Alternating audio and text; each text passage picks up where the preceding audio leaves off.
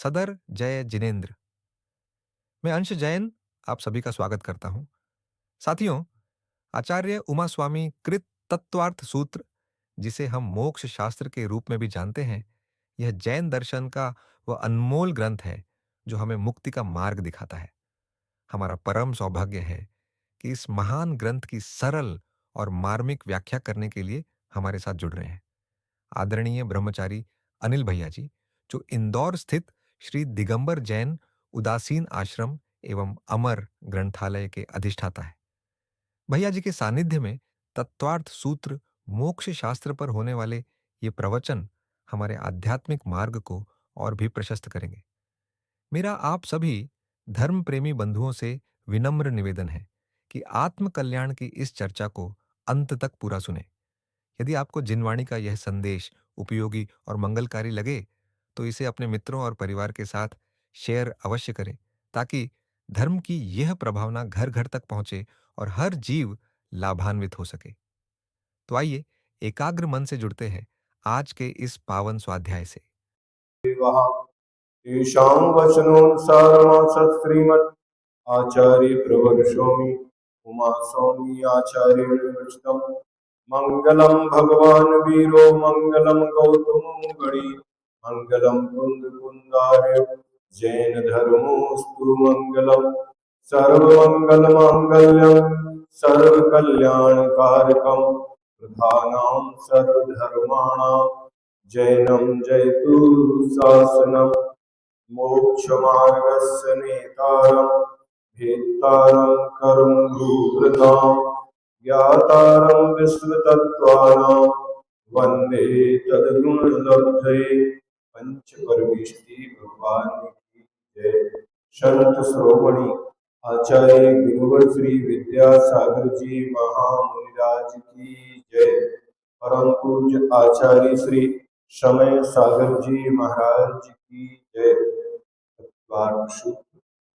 सप्तम अध्याय प्रश्न नंबर 269 269 सूत्र नंबर 16। कल अपन ने 14 नंबर का सूत्र और 15 नंबर में जो चोरी पाप का लक्षण पढ़ा था कि बिना दी हुई वस्तु का लेना चोरी है, किंतु उसमें प्रमत्त योगा आपका अभिप्राय क्या है। अगर अभिप्राय सही है तो वह चोरी नहीं है, किंतु यदि अभिप्राय खोटा है तो वह चोरी के अंतर्गत आएगी। अब आज जो अब्रह्म यानी कुशील पाप का लक्षण मैथुनमब्रह्म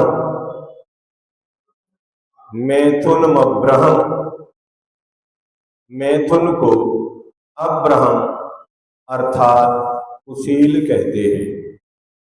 स्त्री और पुरुष का जोड़ा मिथुन कहलाता है और चारित्र मोहिनी कर्म का उदय होने पर राग परिणाम से युक्त होकर इनके द्वारा की गई स्पर्शन आदि क्रिया मैथुन है, अब्रह्म है, कुशील है। स्त्री पुरुष की परस्पर स्पर्श करने की इच्छा कुशील है। इस कुशील में जोड़ा किसी का भी हो सकता है, अर्थात सजातीय स्त्री पुरुष का, स्त्री स्त्री का और पुरुष पुरुष का। विजातीय मनुष्य और त्रियंशों का भी होता है, देव और मनुष्यों का भी होता है, और अचेतन में चित्रां, पाषाण और काष्ठ की स्त्रियां भी होती हैं, और चेतन में देव, मनुष्य और पशु, ये 3 प्रकार की स्त्रियां होती हैं। ऐसे किसी जोड़े की काम राग के आवेश से की हुई मन की, वचन की अथवा काय की कोई भी प्रवृत्ति मैथुन अथवा कुशील है। यदि जोड़ा ना भी हो, केवल स्त्री या पुरुष कोई एक ही काम राग के आवेश में जड़ वस्तु के अथवा अपने हाथ आदि के द्वारा मिथ्या आचरण करता है सो भी मैथुन है। मैथुन का असली भावार्थ काम राग जनित चेष्टा है। मैथुन को अब्रह्म क्यों कहा? क्योंकि जिसके सद्भाव में अहिंसा आदि धर्मों की वृद्धि होती है वह ब्रह्म है और मैथुन से उत्तम गुण का वास नहीं रहता। इससे हिंसा आदि दोषों की पुष्टि होती है। इसी से मैथुन को अब्रह्म कहा है। दूसरे ब्रह्म का अर्थ अपने आत्म स्वरूप को छोड़कर स्त्री आदि पर वस्तु में मुख्यता से रममाण होना है। अतः काम सेवन को अब्रह्म कहा है। प्रमत्त योग बिना तो मैथुन प्रवृत्ति होती ही नहीं है। अर्थात जो सूत्र है मैथुन अब्रह्म, इसमें प्रमत्त योगा ये शब्द भी उसमें जोड़ना पड़ेगा तो प्रमाद के योग से। अब जब प्रमत्त योगात शब्द जोड़ते हैं तो यहाँ उस अब्रह्मयात कुशील के कितने भेद बन जाते हैं? तो स्त्रियां दो प्रकार की, एक चेतन और एक अचेतन। अचेतन स्त्रियां भी दो प्रकार की, पाषाण, काष्ठ और चित्रांगी। तो कितनी हो गई? तीन। इन तीन को मन से और काय से, इसको वचन में नहीं लिया तो तीन दूनी कितने हो गए? 6। फिर कृतकारक अनुमोदना 9। फिर 5 इंद्रिय, फिर आहार भय मैथुन संज्ञा, फिर क्रोध मान माया लोभ। इन सब का परस्पर में जब गुणा करते हैं तो लगभग 720 भंग बनते हैं अचेतन स्त्री के साथ। फिर चेतन स्त्रियां कितनी प्रकार की होती हैं? तो देवी, मनुष्यनी और त्रियंचनी, ये 3 प्रकार की होती हैं। इन तीनों में मन वचन काय, कृतकायक अनुमोदना, फिर 4 संज्ञा, 4 कसाय, 5 इंद्रिय। नहीं समझे? इन सबको परस्पर जब गुणा करते हैं तो 17,280 भंग बनते हैं। कितने बनते हैं? 17,280। अब इनमें 720 और जोड़ दो तो 18,000 सील के दोष कहलाते हैं। कितने? 18,000 भंग बनते हैं। ये सूत्र तो बहुत छोटा लग रहा है देखने में तो, लेकिन इस सूत्र की व्याख्या में एक पुस्तक तैयार हो जाती है। क्या होता है? एक पुस्तक पूरी तैयार, क्योंकि अपन इसकी 5 भावनाओं को भी वर्णन पढ़ के आए हैं, उनके अनुसार आप लगा सकते हैं। स्त्री राग कथा श्रवण, तन मनोहरांग निरीक्षण, पूर्णतांग स्मरण, वृश्रेष्ठ रस, सौ शरीर संस्कार, त्यागः पंच, ये वहां कहे गए हैं। अथवा इनके अतिचार परवाह करने तरुका परिगृहीता परिगृहीता गौना निगम कीड़ा काम तीव्राधि निवेशा, ये आगे सूत्र कहे। इन सबको जब देखते हैं तो बहुत मुश्किल होता है। ये पूरे के पूरे निर्दोष शील का पालन वो कहते 14वें गुण स्थान में जाके होता है। कहाँ होता है? 14वें गुण स्थान में शैलेशी भाव कहा गया। 13वें गुण स्थान तक भी भले ही वो केवल ज्ञानी है, इसके बावजूद भी अभी कहीं ना कहीं उनके पास कर्मों का सद्भाव है, उदय है। तो ऐसे क्योंकि योगों का सद्भाव है, इसका कसाय तो चली गई लेकिन योग वहां पर पाए जाते हैं। इसलिए पूर्णता शील का पालन कौन करते हैं?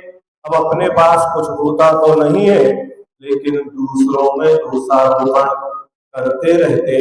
आचार्य कहते भाई अभी तुम्हें किसी के ऊपर उंगली उठाने की आवश्यकता नहीं है।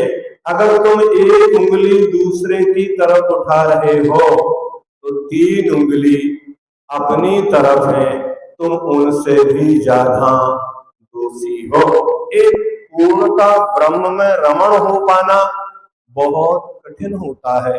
वस्तुतः मन को, आत्मा को, परिणामों को अपने आप में ब्रह्म में रमण करना ही ब्रह्मचर्य कहलाता है। एक कथानक आती है, पौराणिक कथानक है।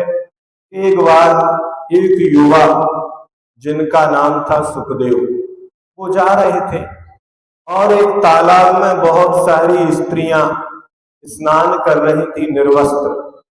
वो निकल गए, लेकिन स्त्रियों को कोई विकल्प नहीं हुआ, वो आराम से चले गए। युवा के सब कुछ था। थोड़ी देर बाद उनके पिताजी वेद व्यास वहां से निकलते हैं, और जैसे ही वो निकले तो सारी स्त्रियां जल्दी से घबराकर अपने वस्त्रों को पहनने लगती हैं। और वेद व्यास ने जब ये देखा तो उनसे पूछा, देखो मेरा बेटा युवा था, फिर भी आपने किसी प्रकार का भय संकोच नहीं किया, मैं तो वृद्ध हूं। उन्होंने कहा, सुनो, तुम्हारा जो बेटा भले युवा था, सुंदर था, लेकिन वो निर्विकार था, उसके अंदर कोई विकार नहीं था, उससे हमें कोई भय नहीं था, उसे तो काम संबंधी विकारों का कोई ज्ञान भी नहीं था, संसार का भी उसे कोई ज्ञान नहीं है। लेकिन तुम संसार के संपूर्ण ज्ञान को रखते हो, और तुम्हारे अंदर विकारों का अभी सैलाब है, विकार समाप्त नहीं हुए हैं।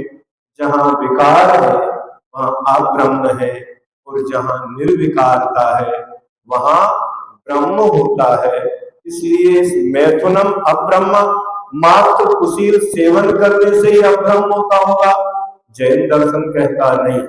मन से, वचन से, काय से, कृत से, कारक से, अनुमोदना से, द्रव्य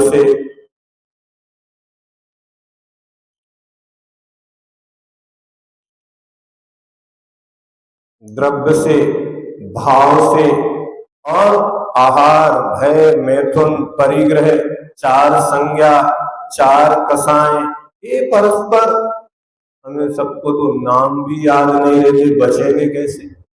इन सबकी अपने को तो गणना भी याद नहीं है, और बिन जाने ते दोष गुण ते कैसे तजिए गई।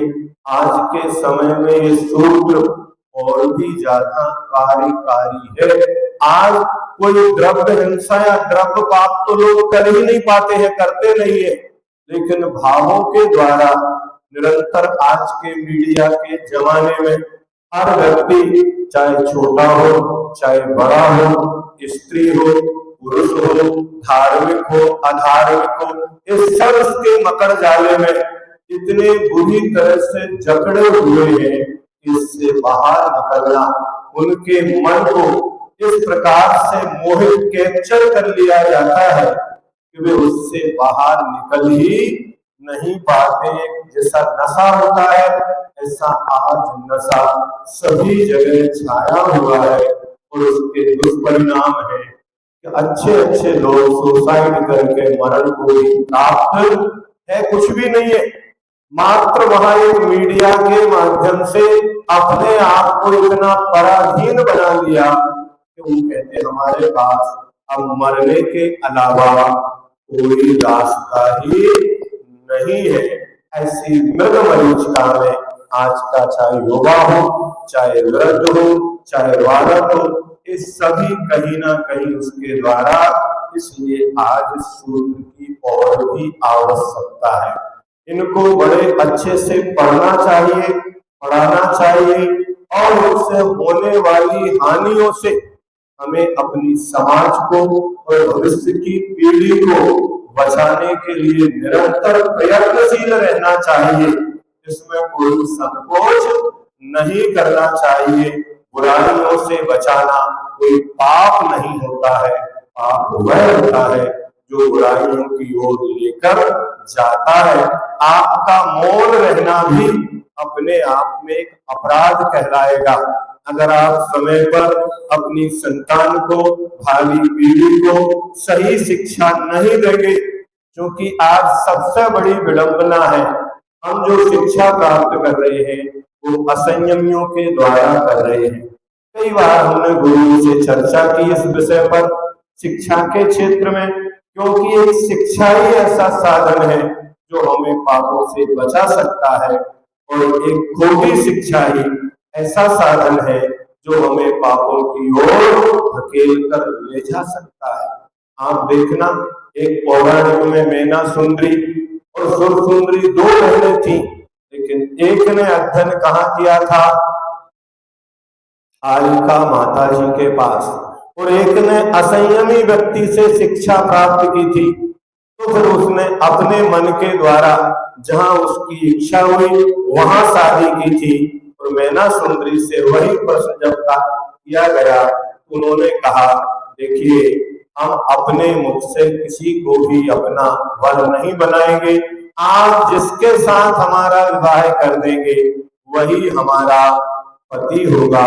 एक इसका परिणाम निकला, सत्संस्कार यदि मिलते हैं तो संतान कभी भी खोटे मार्ग पर नहीं जाती है, किंतु यदि अच्छे संस्कार नहीं मिलते हैं तो अच्छे लोग भी चारुदत्त के चरित्र को उठा के पढ़िए। जब तक वे युवा थे, अच्छे संस्कारों में थे, वो ये भी नहीं जानते थे मैथुन क्या होता है, पाप क्या होता है। कालांतर में उन्हीं की मां ने जब उनको खोटी संगति में एक वेश्या के पास भेज दिया, परिणाम क्या निकला? उनके पास जो उस समय की मुद्राएं थी 56 कोटि दीनार, वे सारी की सारी कहां चली गई? उस वेश्या के घर में चली गई। कितने वर्ष तक? लगभग 12 वर्ष तक चारुदत्त कहां रहे? एक वेश्या के पास रहे। और एक दिन ऐसा आया कि जितना धन था वो तो आ गया। हुआ ये था कि उनकी शादी हुई थी, और उस शादी के कारण से उन्हें सांसारिक ज्ञान नहीं था, तो शिक्षा लेने कहां भेजा? वेश्या के पास। और मां ने प्रेरणा दी और उनके चाचा उसको वेश्या के घर में छोड़ के आए। अब वहां गए, उस वेश्या ने ऐसा रसायन उनको पिलाया और उसको पीकर ऊपर वेश्यागामी होकर उनके घर से प्रतिदिन धन आता था, क्योंकि वेश्या धन से ही प्रीति करती है, व्यक्ति से नहीं। कोई भी, जितने भी संसारी जीव हैं, वो आपसे कोई भी प्रेम नहीं करते, या तो यौवन है, या धन है, या यश है, किसी ना किसी स्वार्थ बसी कोई किसी से राग करता है। और एक दिन जिस वेश्या के पास थे उसकी भी मां थी, उसने देखा कि इसके घर से अब इसकी पत्नी के आभूषण आ गए हैं, तो उसने समझ लिया, क्योंकि पत्नी अपने आभूषण कब बेचती है? जब दूसरे कोई साधन नहीं बचते। उन्होंने अपनी बेटी से कहा कि तुम इसके लिए अब त्याग कर दो, ये अपने काम का नहीं है। लेकिन वो वेश्या की जो बेटी थी वह तो उसको अपना पति ही मान रही थी, उसे तो ये भी ज्ञान नहीं है कि मैं एक वेश्या हूं। उसने जब मना कर दिया तो अर्धरात्रि में जिस समय चारुदत्त सो रहा था, उस समय उस वेश्या ने चारुदत्त को उठाकर उस गटर में फेंकवा दिया। कहां फेंका? गटर में फेंक दिया। अब जब उनकी नींद खुली, उस नाली में, गटर में सूअर उनको चाट रहे थे, उनके पास सो रहे थे। वो नाली से बाहर निकल के अपने घर आता है, उसे वास्तविकता समझ में आ गई, मैं गलत जगह पहुंच गया था। वो घर आकर देखता है तो पूरी दरिद्रता का साम्राज्य है घर में। ऐसा एक चारुदत्त चरित्र को उठाकर आप हरिवंश पुराण में पढ़ने का प्रयास करिए कि क्या फल होता है कुशील का। इतना बड़ा योग व्यक्ति भी खोटी संगति में रहकर धन भी गया, यश भी गया। और आज भी अगर कहीं कोई कथा सुनाई जाती है, सुनाई जा रही है, तो किसका नाम लिया जाता है?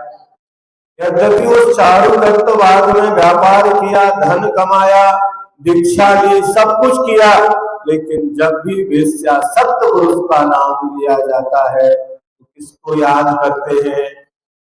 चालू तत्व को आप सोचिए, इतना बड़ा सेठ वह भी व्यसनों में फंसकर अपने जीवन की इस प्रकार दुर्दशा कर लेता है। इसलिए इन कुशीलों से बचना, यह एक कथानक और इसी पुस्तक में दिया जा रहा है।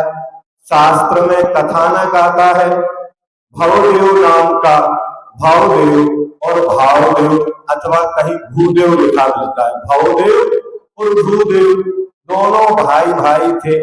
भवदेव बड़े थे और भावदेव छोटे थे। भवदेव मुनि हो गए। कैसे मुनि हो गए?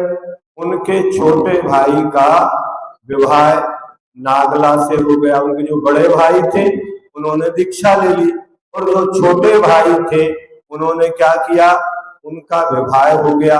पत्नी का नाम क्या था? नागला। भावदेव अपनी पत्नी को विदा करा के घर ला रहे थे, मतलब शादी करके लौट के आए थे। हाथों में मेहंदी रची हुई थी, गृह प्रवेश हुआ था पत्नी के साथ, और बड़ा सुखपूर्ण जीवन व्यतीत करने की उनकी भावना मन में थी।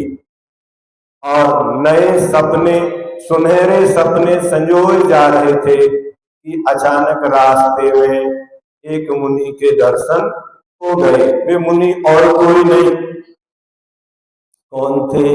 मुनि के भाई। और अचानक नहीं हुए, वो नगर में आए थे अपने भाई को लेने के लिए।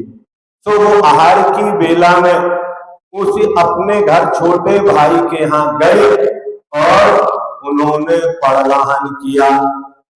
परदान करा के आहार कराए, और आहार करा के जैसे आप छोड़ने के लिए जाते हैं तो वह मुनि, उनके भाई भवदेव भी थे। मुनि ने भाई को संसार त्याग करने का उपदेश दिया। कब दिया? ऐसे ही नहीं दिया। उन्होंने जब आहार हुए तो उससे कहा हमारा कमंडल लेकर चलो।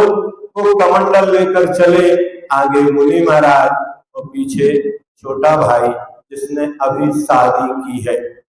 जा रहे हैं, अब नगर से बाहर आ गए तो छोटा भाई याद दिलाता है, भाई ये वही बगीचा है बचपन में जहां अपन खेलते थे, ये वही नदी है जहां आप मुझे नहलाया करते थे, ये वही खेल का मैदान है जहां अपन खेला करते थे। लेकिन वो मुनि महाराज उसकी किसी भी बात का उत्तर ना देते हुए आगे आगे चले जाते हैं।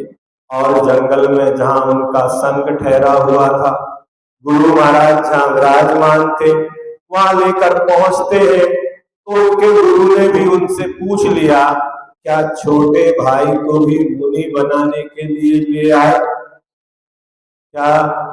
और मुस्कुरा दिए बैठ गए। गुरु का उपदेश हुआ, और उपदेश हुआ तो छोटे भाई ने वही मुनि दीक्षा धारण कर ली। उपदेश दिया, मुनि की वाणी भाई के मन पर छा गई। वह पत्नी की ओर देखकर विचार करने लगे कि अब क्या करना चाहिए। उनको सोच विचार में पड़ा देखकर उनकी जो पत्नी नागला, जो कि विवेकशील थी, समझ गई और कहने लगी, स्वामी अगर आपका मन, ऐसी कोई पत्नी वर्तमान में होगी कि अभी कोई शादी करके आया हो और कहे कि अब मैं दीक्षा ले रहा हूं, लेकिन वहां उन्होंने कह दिया कि आपका मन आत्म कल्याण करने का है तो साहस करें, मैं भी ब्रह्मचारिणी रहकर धर्म में अपना समय व्यतीत कर लूंगी। भावदेव मुनि हो गए और दोनों मुनि साथ रहकर तपस्या करने लगे। कुछ दिन बाद भावदेव मुनि का स्वर्गवास हो गया। अब भावदेव को घर की याद आने लगी। जो छोटे भाई मुनि बने थे उन्हें क्या हो गया? घर की याद आने लगी। नागला का चित्र आंखों में घूमने लगा। ग्रस्त जीवन की बिताने की भावना उमड़ पड़ी और नगर में पहुंच गई। भले ही ग्रस्त जीवन बिताने की भावना नहीं हो, लेकिन ये भाव तो हुआ कि हम शादी के बाद छोड़कर आ गए थे, वो दुखी तो नहीं है, कष्ट में तो नहीं है। इस जानकारी के लिए आए थे, ना कि शादी के लिए। और नागला साधु दर्शन को आई, किंतु दोनों ने एक दूसरे को नहीं पहचाना। मुनि ने नागला से पूछा कि तुम रेवती की पुत्र वधू नागला को जानती हो क्या? अब वो उसी से उसी का परिचय पूछ रहे हैं। नागला ने विस्मित हो मुनि को देखा और पहचान गई और उत्तर दिया कि हाँ, मैं जानती हूं। उसने सारी उम्र ब्रह्मचारिणी के रूप में ही रहने की प्रतिज्ञा की है, परंतु आप मुनि होकर स्त्री की बातें क्यों करते हैं? मुनि ने कहा, वह मेरी स्त्री थी। नागला उनके भाव को जान गई और कहा कि अब वह आपके हाथ न आएगी। उसने आजीवन ब्रह्मचर्य व्रत ले लिया है। मुनि आवेश में आकर बोले कि वह मेरे लिए ब्रह्मचर्य व्रत को क्या स्वर्ग को भी तिलांजलि दे सकती है? नागला ने उठते हुए कहा, मैं आपके आने की सूचना उसको दे दूंगी। उसने नहीं कहा कि मैं ही हूं, उसने कहा अब आप कह रहे हैं तो ये समाचार हम उसको भेज देंगे। नागला पुनः एक स्त्री को साथ लेकर मुनि के पास आ बैठी। मुनि वासना के सागर में डुबकी लगाना चाहते थे, किंतु नागला उन्हें इस आग से बचाना चाहती थी। देखो, आग तो मात्र एक ही शरीर को जलाती और एक भव को जलाती, लेकिन विकारों की अग्नि एक भव नहीं, कई भवों को जला देती है। आगम में 3 प्रकार की अग्नि का वर्णन है, एक क्रोधाग्नि, एक कामाग्नि और एक जठराग्नि। क्या? क्रोधाग्नि, कामाग्नि और जठराग्नि। अब क्रोध करने से क्रोध अग्नि शांत नहीं होती। आप किसी पर क्रोध करते चले जाओ तो क्रोध की आग बुझेगी क्या? नहीं, भाव भाव तक वो क्रोध ही करते रहेंगे। लेकिन क्रोध अग्नि को बुझाने के लिए कौन सा जल चाहिए? क्षमा रूपी जल। अगर उस क्रोध अग्नि में क्षमा का जल डाला जाएगा तो क्रोध अग्नि बुझ जाएगी। उसी प्रकार जो कामाग्नि है, अब उस कामाग्नि में अगर कुशील का जल डालेंगे तो क्या होगा? और भड़केगी। उसके में शील की आहुति दी जाती है। क्या? जब हम हवन कराते हैं ना, तब इनको बताते कि 3 कुंड बनाए गए हैं।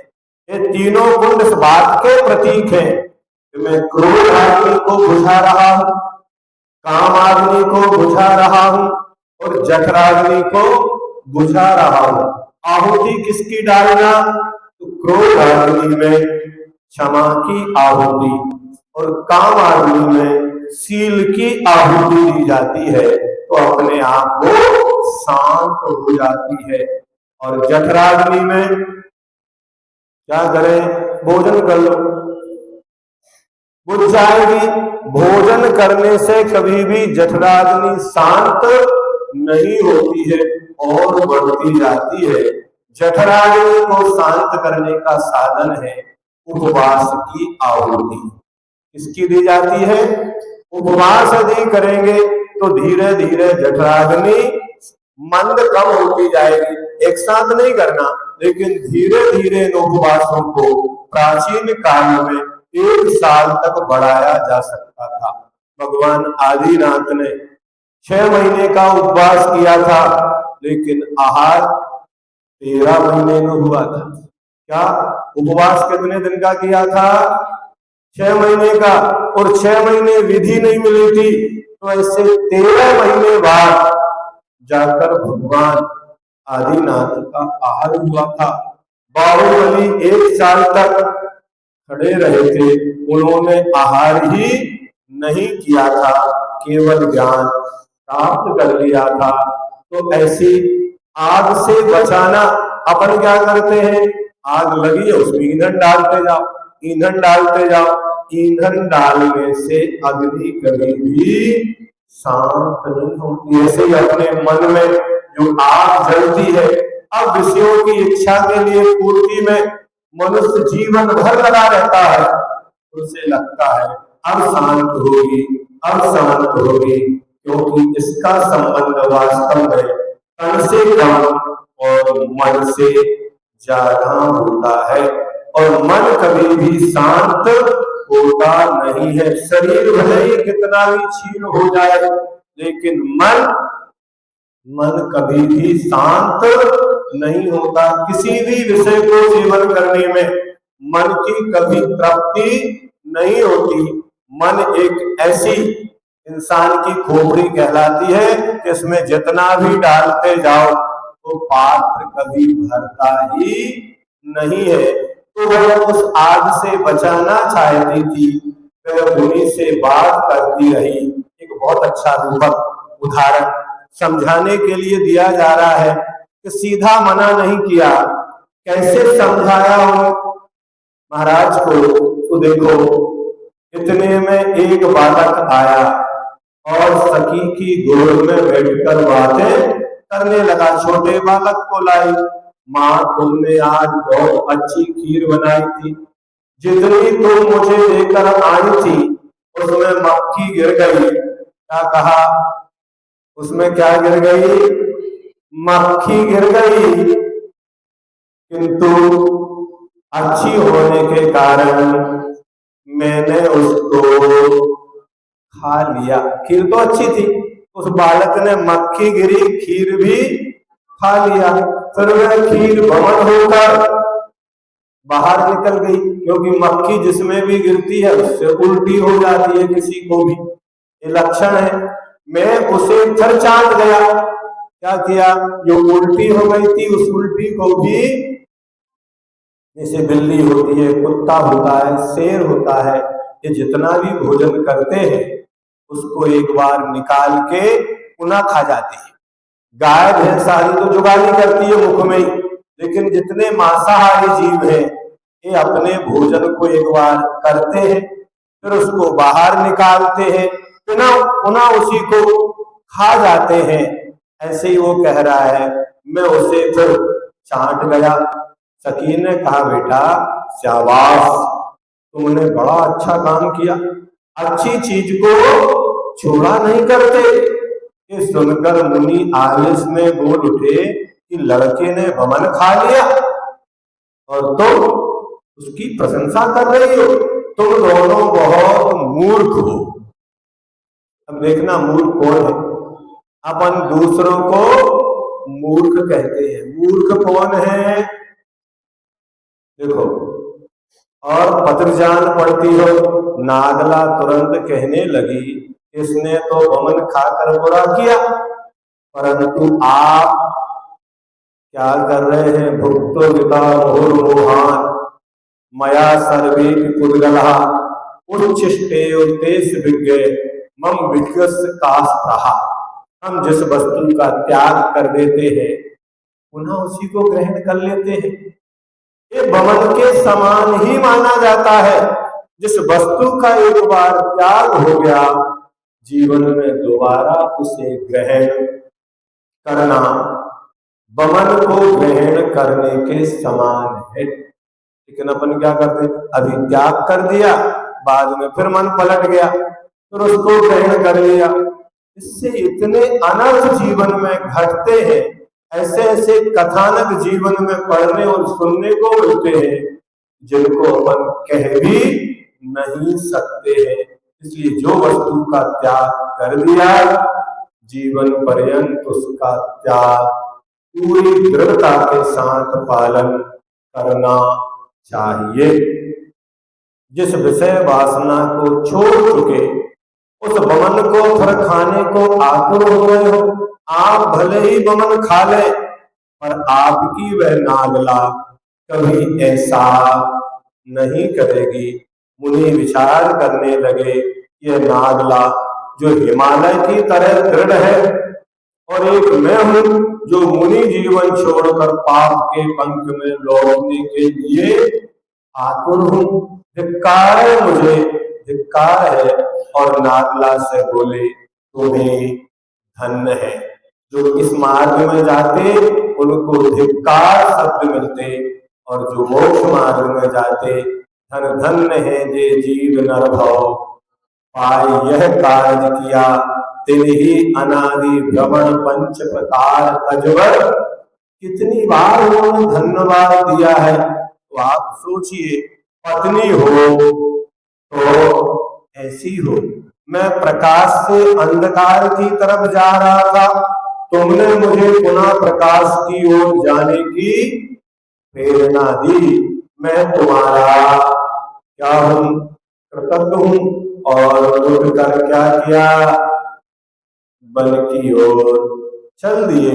आप ब्रह्म से ब्रह्म की ओर, प्रमाद से अप्रमाद की ओर जो बढ़ जाते हैं उन्हें नियम से सच्चा आनंद, वही ब्रह्म है जिसमें आनंद है।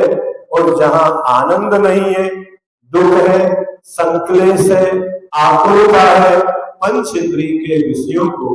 अपन तो ठीक है, प्रवचन सार की टीका में लिखा है कि वे देव गति में होकर भी पंचेंद्रिय के विषयों में इतने आसक्त होते हैं, इतने लोभी होते हैं, इतनी आकुलता होती है उनके लिए। कोई शारीरिक दुख नहीं है वहां, लेकिन मन का इतना दुख है, उन पंचेंद्रिय के विषयों को इतनी आसक्ति के साथ भोगते हैं। जब उनकी आयु के 6 महीने शेष बचते हैं, तब उनके शरीर के ऊपर जो माला रहती है वो माला मुरझा जाती है। अब उस समय उन्हें जो संक्लेश होता है,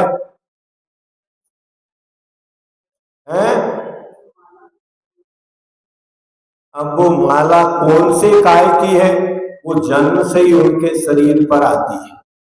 लेकिन उसमें जो तेज रहता, मुरझाने का मतलब है कि आपके बल्ब लाइट चली जाए तो कैसा लगता है, क्या बुझ गया बोलते ना, क्या बुझा हुआ है। ऐसे ही जब वोल्टेज कम हो जाए, टिमटिमाने लगे, तो ऐसे ही उनका जो शरीर के ऊपर एक लक्षण है, पहचान का चिन्ह है। फिर वो अपना अवधि ज्ञान लगाते हैं कि ये माला क्यों मुरझा गई, तो मेरी आयु के 6 महीने शेष बचे हैं। अब शेष बचे हैं तो पूर्व में तपस्या करके ये जो भोग सामग्री प्राप्त की थी, अब ये छूट जाएगी। और छूट जाएगी तो इतना संकलेश करते हैं, ऐसा रोते हैं, रुदन करते हैं कि मन के एक इंद्रिय में जाकर उत्पन्न हो जाते हैं। ऐसे भोगों की उनके प्रति तीव्र आसक्ति होती है, और मूल शरीर को छोड़कर कभी भी वे कहीं, चाहे नंदीश्वर अष्टांग का पर्व हो, चाहे पंचकल्याणक हो, उनका मूल शरीर कभी भी उन भोगों को छोड़ता नहीं है। और कितना भी सामान्य देव भी हो तो भी 32 देवांगनाएं तो मिनिमम होती है, अन्यथा करोड़ों करोड़ों देवांगनाएं उनके पास वहां होती है, फिर भी वह कभी भी तृप्ति को प्राप्त नहीं होते। ये जब चिंतन करते हैं मनुष्य पर्याय के जीव, जब वहां उतनी भोग सामग्री से तृप्ति नहीं हुई, इस मनुष्य पर्याय में जो कर्माधीन सामग्री मिली है, कर्म पर्व से शांति दुख अंतरित हो गए, पाप बीजे सुखे नास्ता, इससे क्या तृप्ति होगी। तो वह प्राप्त हुए भोगों को भी योगावस्था में ही छोड़कर संसार को बिना बसाए ही उसके स्वरूप को जानकर दीक्षा को अंगीकार कर लेते हैं। और एक संसारी प्राणी दूसरे हैं, एक अगर चले जाते हैं तो दूसरी शादी कर लेते हैं, दूसरी चली जाए तो तीसरी कर लेते हैं। लेकिन भाग्य में सुख नहीं है तो भी मिलने वाला नहीं होता। और अकेला यहाँ पर स्त्री सुखी सुख नहीं है, 5 इंद्रियों के जो भी विषय है वे सब आत्मा के आनंद से वंचित करते हैं। इसलिए पंचेंद्रिय हो, चार संज्ञा हो, विषय कसाय हो, उन सबके भेद करते चले गए। अर्थात ब्रह्मश्रेष्ठ रस गरिष्ठ भोजन करना भी कुशील सेवन के अंतर्गत ही आता है। ये मात्र दर्शन थ्योरी आपको कहीं मिलेगी तो मात्र जैन दर्शन में मिलेगी, ना कोई कानून की किताब में मिलेगी, ना कोई अन्य दर्शन के पास मिलेगी। लेकिन जैन दर्शन इतनी सूक्ष्मता से आज नहीं, आज से हजारों लाखों करोड़ों वर्ष पहले इन सबका वर्णन करके चले गए। आज वो शब्द सा घटती है जीवन में कि यदि हमारा ये नियम है तो बहुत सारी विपत्तियों से जीव बच जाते हैं। बचपन में गुरुकुल में ही इस प्रकार की शिक्षाएं दी जाती थी कि किसी भी प्रकार से राजकुमार बनने के बाद जब राजा बने, परचक्र के द्वारा जो छल प्रपंच किए जाए उनमें किसी भी प्रकार से ग्रसित होकर अपने धन जीवन और राज्य को समाप्त ना कर दे। बड़े बड़े महापुरुष भी अपन कहते रावण, लेकिन रावण ने अपहरण तो किया था लेकिन शील का त्याग नहीं किया था। उसने भी ये नियम लिया था कि जो भी परिस्थिति मुझे नहीं चाहेगी मैं उसको जबरदस्ती उसके साथ विषय भोगों का सेवन नहीं करूंगा। उसका परिणाम है कि भविष्य में रावण भी क्या बनेंगे, तीर्थंकर बनेंगे। वह भी, उन्होंने भी अपने उस नियम को, उन्होंने तो जीवन में मात्र एक बार ही सीता का अपहरण किया था। किसी ने एक दोहा बनाया वर्तमान के समय के लिए, जन जन रावण घर घर लंका, इतने राम कहां से लाऊं। क्या जन जन रावण घर घर लंका, इतने राम कहां से लाऊं। घर घर पैदा हुए कंसा, इतने कृष्ण कहां से लाऊं। उस समय तो ठीक है, एक रावण था तो एक राम ने उसका वध कर दिया, और जैन दर्शन के अनुसार तो राम ने नहीं, लक्ष्मण ने, नारायण के द्वारा वध हुआ है। लेकिन आज तो हर व्यक्ति रावण की प्रवृत्ति को लेकर जी रहा है, और हर घर आज लंका है, अभाव है, तो राम कहीं भी देखने में नहीं आ रहे हैं। लेकिन इन सूत्रों को हम अपने जीवन में धारण करें तो प्रत्येक व्यक्ति राम बन सकता है, और प्रत्येक स्त्री सीता बन सकती है। राम बनने का अगर मूल मंत्र है तो ये है, और सीता बनने का मूल मंत्र है तो भी यही है। इसको यदि अपने जीवन में आत्मसात एक बार कर लिया जाए, पढ़ लिया जाए, तो फिर अपने को संसार में भटकने की आवश्यकता नहीं होगी। एक युवा सन्यासी बौद्ध भिक्षु अपने मार्ग से जा रहा था, बहुत सुंदर था, युवा था, और उसी नगर की नगर वधु अपने पूर्ण साम्राज्य वैभव के साथ उस नगर के गलियों में निकल रही थी। जैसे ही उसने उसको देखा तो उसके ऊपर मोहित हो गई, और उसने अपना रथ रोका। उस सन्यासी बौद्ध भिक्षु के पास पहुंची और उससे कहा, हे क्यों अपने जीवन को तुम नष्ट कर रहे हो, मेरे साथ चलो, मेरे पास इतनी अपार संपदा है, भोग सामग्री है, तुम्हारी जो इच्छा होगी वो तुम्हारी पूर्ण की जाएगी। बौद्ध भिक्षु ने कहा, एक दिन आऊंगा। क्या कहा? एक दिन आऊंगा, लेकिन समय पर आऊंगा। अभी मेरा समय नहीं हुआ तेरे घर जाने का, इंतजार करना, मैं एक दिन जरूर तुम्हारे घर आऊंगा। तो उसने कहा, जरूर आएगा। इसके अंदर तो भाव तो छुपा है, हम कौन क्या कह रहा है उसकी अंतरंग की परिणति को वचनों के द्वारा पता नहीं लगा सकते। दोनों अपने अपने मार्ग पर चले गए। साधु अपनी साधना में तपस्या में लीन रहा और वह वेश्या नगर बधू भोगों में लीन रही। समय कब व्यतीत होता चला गया और बीतते बीतते उस वेश्या की अवस्था युवा से वृद्ध अवस्था की ओर प्राप्त हो गई, जीर्ण शीर्ण हो गई। और एक दिन ऐसी स्थिति आई कि अब ना कोई उसकी ओर देखता है। उसी महल में एक कोने पर पड़ी हुई है और मक्खियां भिन भिना रही है। अंतिम दशा इस शरीर की और भोगी जीवों की क्या होती है, उस समय जाके देखना। अगर आपको होटल का खाना छोड़ना देखना हो तो रात्रि के 12 बजे के बाद होटलों के पीछे जाना। कहाँ जाना? उस होटल के पीछे जाना जहां उनके बर्तन साफ होते हैं। क्या कौन सा दृश्य मिलेगा? वहां पीछे गाय, कुत्ते और सुअर उन बर्तनों की सफाई करते हुए मिलेंगे। क्या जिन बर्तनों में आपने दिन में खाया था उन्हीं बर्तनों की स्थिति क्या मिलेगी? आप देखना। और जो चित्र आप देखते हो ना टीवी पर, उन जिनके चित्र हैं उनके घर में जाकर या सुबह सुबह जब घूमने निकले वे तब उनके चेहरे की सुंदरता को आप देखना। भैंस तो अच्छी होगी,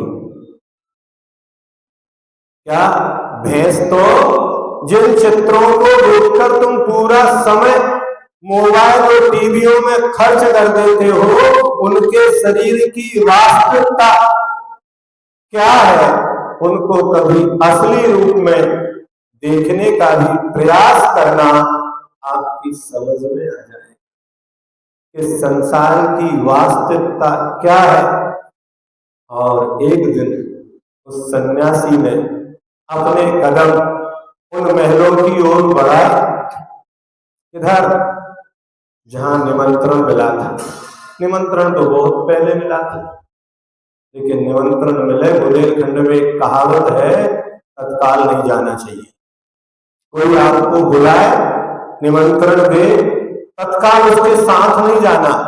आचार्य महाराज और पंडित जी साहब बार बार कहते थे, पहले निमंत्रण होता है, फिर बुलवा होता है, फिर चलवा होता है, फिर अंत में वो मालिक आता है, फिर बुला के लाता है, फिर बिठाता है, फिर दोनों हाथ जोड़ता है, तब कहीं जाके आप उसका भोजन ग्रहण करते हैं। लेकिन आज के समय में किसी ने जरा देखा नहीं, एक ने दूसरे की ओर दो हाथ मिलके चार हुई चलना प्रारंभ कर दिया। हाँ, ये बिल्कुल सत्य है, आप इसको संकोच नहीं करो समझने के लिए। किसी ने एक फूल दे दिया, वो कागज का हो चाहे गुलाब का हो, फूल है कि कांटों का गुलदस्ता है। जो आपको फूल दिख रहे हैं वो आग का जलता हुआ एक अंगारा किसी ने किसी के हाथ में पकड़ा दिया। अब उसकी पढ़ाई, शिक्षा, परिवार सब क्या हो जाता है? आज की शिक्षा का ये परिणाम।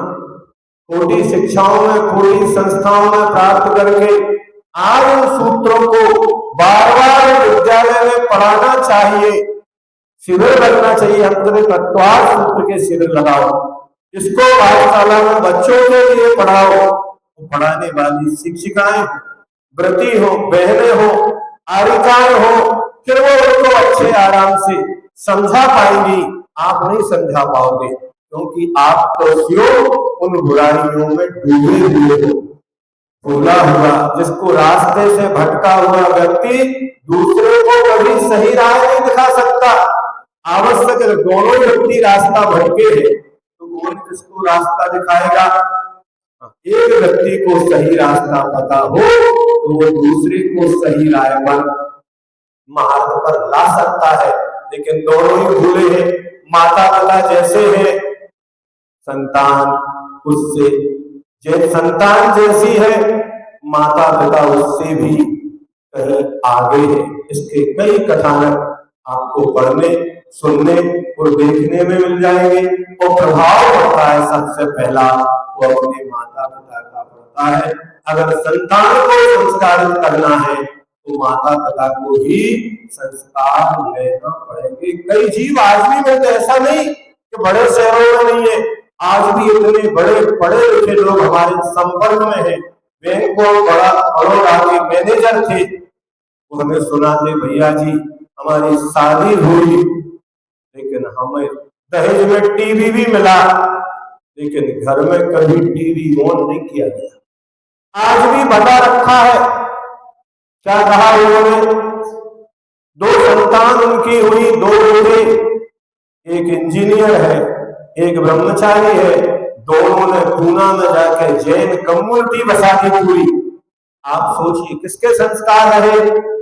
वो माता पिता के संस्कार उन बच्चों में है। वे गोमटेश के गुरुकुल में जाके पढ़े और वहां से शिक्षा लेकर ब्रह्मचर्य व्रत लिया और सारे जैनों को आज वहां बसा के एक साथ अच्छी शिक्षा देने का पूरा नगर बसा दिया। अगर एक संतान भी अच्छी शिक्षित हो जाती है, चाहे बेटा हो बेटी, तो पूरे राज्य को, समाज को बदलने की क्षमता रखती है। लेकिन त्याग पहले किसको करना पड़ेगा? माता पिता को। ऐसा तो नहीं होता कि घर में बढ़िया मीठे पकवान बनाओ और डायबिटीज के मरीज से कहो भैया तुम मीठा नहीं खाना, इनको नहीं परोसना। ऐसा नहीं हो सकता। पूरे घर को वह संयम रखना पड़ता है, तब कहीं जाकर एक व्यक्ति का जीवन या चरित्र बचता है। ये बहुत समझने की चीजें हैं। कहां तक इनकी चर्चा की जाए, बहुत कठिन सी लगती है आज के समय में, लेकिन फिर भी कहने में वक्त आए तो सबके बीच में कहना भी चाहिए। और जब वह सन्यासी उस वहां पहुंचा, उसने पूछा तो कोई भी उसका पता बताने के लिए तैयार नहीं है। एक पुरानी सेविका थी, तब उसने परिचय दिया। वो कोने में जाइए, एक कोने में एक स्त्री को देखा जो बिल्कुल जीर्ण शीर्ण हालत में पड़ी हुई है, जो यौवन अवस्था में थी तब कैसी थी। उस सन्यासी ने कहा, तुमने मुझे निमंत्रण दिया था, मुझे बुलाया था, अब मैं तुझे निमंत्रण देने आया हूं, तू मेरे साथ चल। कहा? कहां लेने के लिए आया हूं? संन्यास की ओर। ऐसा नहीं क्योंकि पाप से घृणा करो, पापी से कभी घृणा।